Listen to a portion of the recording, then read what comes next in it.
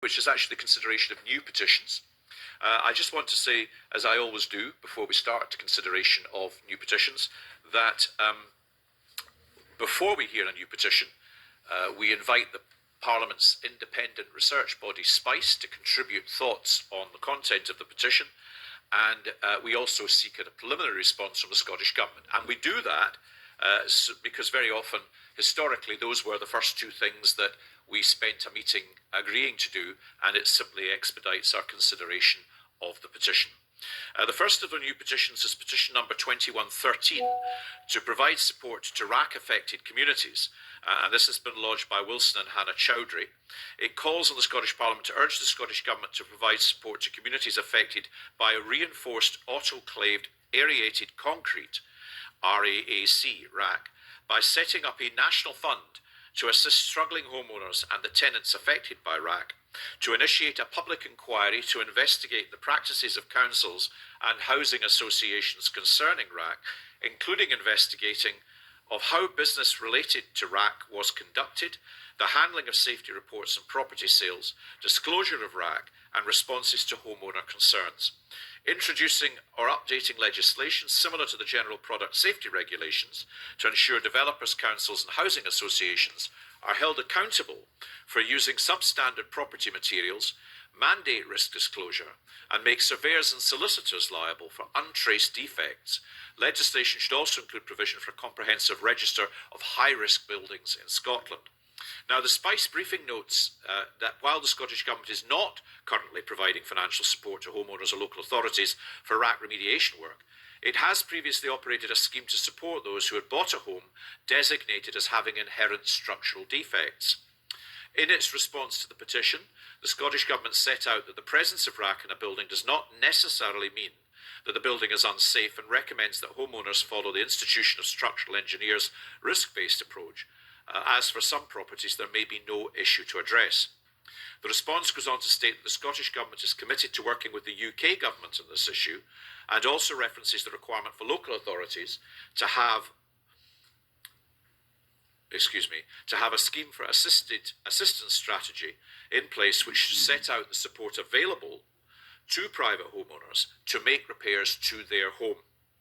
Mention is also made of plans to review the home report, which is expected to consider how to ensure buyers can make an informed decision in relation to undertaking more detailed surveys, including structural reports establishing how the property is built, what materials are used, and how these will perform in the future. The petitioners have also provided two written submissions, the first of which comments on the Scottish Government and raises concerns about the action or lack thereof taken by local authorities to address this issue. In particular, the petitioners highlight that while Scottish councils offer advice and guidance through the scheme of assistance strategy, none offer financial support to homeowners aiming to retain and remediate their properties. The petitioner's second submission follows the recent UK budget and the announcement of an additional £3.4 billion allocation for Scotland, calling for a portion of this funding to be allocated by the Scottish Government to support the needs of homeowners affected by RAAC. Now, we've also received submissions from our MSP colleagues Edward Mountain and Murdo Fraser in support of the petition's aims, and therefore we've had quite comprehensive information in advance of our consideration of the petition this morning. Can I ask colleagues whether we have any suggestions as to how we might now proceed with what I think is an important petition, and one which I think many of us have seen some documentary coverage of the issues arising from. David Torrance. Thank you, Convener. I wonder if the committee would consider keeping the petition open and writing to Build Environment Forum Scotland, Royal Institute of Chartered Surveyors, Chartered Institute of Building, Royal Incorporation of Architects in Scotland, seeking their views on the action called for in this petition. I wonder if the committee would also consider writing to the Minister for Housing, highlight the petitioner's submission, including the concerns that local authority schemes for assistance strategies only offers homeowners advice and guidance, rather than making provision for financial support where repairs are required. Thank you. Are there any other suggestions? I think we might also seek an update discussions with the UK Government. on funding for RAAC remediation. I think that would be reasonable, and the management, including whether the Scottish Government can find any scope in relation to that.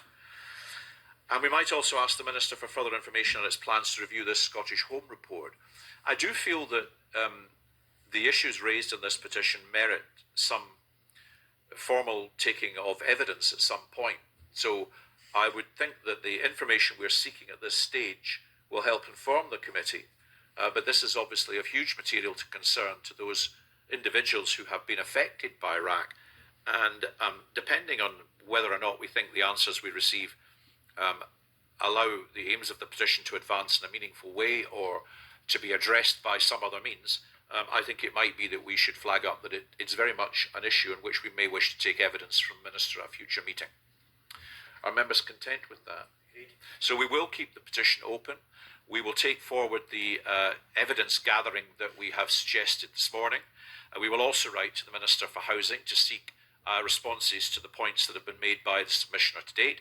And we will do all that, together with information we'll seek from the UK Government as well.